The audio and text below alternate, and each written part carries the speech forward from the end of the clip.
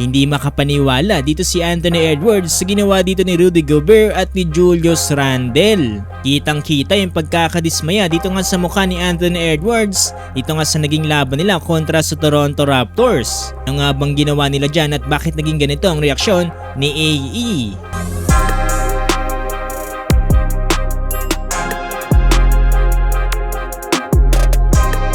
Pero bago yan mga boss, pag-usapan muna natin dito yung nangyari dito nga sa pagitan nila Joel Embiid at dito nga sa kanyang mga teammates. Nagalit kasi itong si Joel Embiid mga boss matapos siyang i-call out dito nga ni Tyrese Maxey dahil nga daw sa pagiging late nito during practice na nakaka-apekto nga sa mga players at coaches. Sa ngayon mga boss medyo nagkakandaloko-loko ngayon dito nga ang Philadelphia 76ers. Hindi nga sila nagkakaroon ng magandang opening season ngayon dahil sa kasulukuyan ay meron lamang silang 2 out of 12 win-loss record at 5 sa kanilang huling laro ay talo. Sila rin ang huli ngayon dito nga sa Eastern Conference sa pang number 15 spot. Noong nakarang araw lang mga boss kung kailan sinusubukan na mag-bounce back dito ng 76ers, nagkaroon naman ng injury itong si Paul George. Sa totoo niyan dito na nga unti-unti nagsisimula yung kagustuhan ng players na lumipat ng ibang team.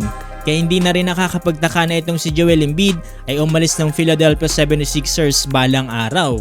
Pero hopefully mga boss maging okay ulit sila sa isa't isa at makarecover nga sila dito sa game. Ito na tayo mga boss sa naging laban kanina ng Minnesota Timberwolves kontra nga dito sa Toronto Raptors. During 4th quarter mga boss, under 5-minute mark, medyo crucial ang laban dito dahil tabla sa 95 ang talaan.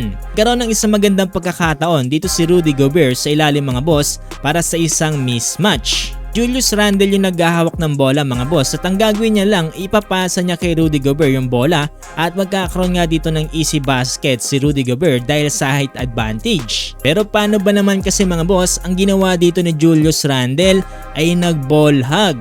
Ilan nga para magkaroon ng 3 seconds violation dito nga si Rudy Gobert. Grabe mga boss dahil nga dyan halos hindi makapaniwala dito si Anthony Edwards sa nangyari. Tignan nyo naman yung itsura mga boss, sobrang kunot ng noo niyan. Grabe mga boss kayo anong take nyo dito? Para sa akin, tama lang na ipasa ni Julius Randle kay Rudy Gobert yung bola. Tignan naman yung mga boss kung gaano siya kalapit sa rim at kung gaano kaliit yung bantay niya dito. Pero wala, binolhag kasi dito ni Julius Randle yung bola at gusto nga mag-ISO play. Ilang yan mga boss, matapos ang play na yan ay nagkaroon pa dito ng offensive foul dito nga si Rudy Gobert. Dahilan para mag-free throw dito ang Toronto Raptors at ang pinakamasakit niyan mga boss ay tinalo sila dito sa huli sa final score ng 110-105.